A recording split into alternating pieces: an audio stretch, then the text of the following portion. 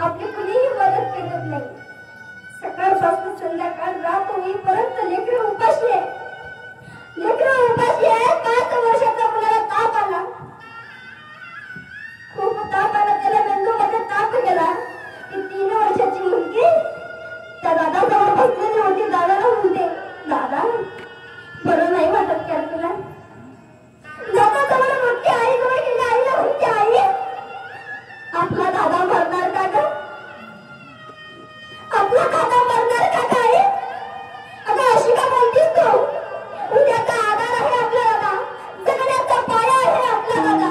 अगं उद्याची भक्कर आहे आपला दादा आणि तू अशी बोलतेस? त्यावेळेला त्या 3 वर्षाच्या मुलीने उत्तर दिलं, सुंदर उत्तर दिलं. आई,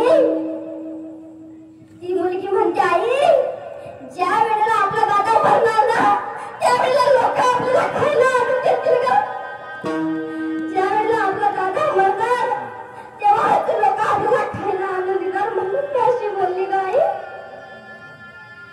त्याही म्हणावं नाही मला, असं नाही म्हणायचं.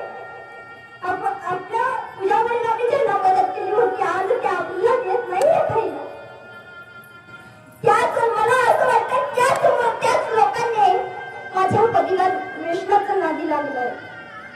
त्यांच्यामुळं मला असं वाटतंय लेकरांना मिठीत घेतलं. 5 वर्षाचा मुलगा कसा तरी उठवायला म्हणतो, आई मला खूप भूक लागली का, काहीतरी खायला दे ना. आई म्हणते, नाही रे बाळा माझ्याजवळ काही नाही. लेकरांना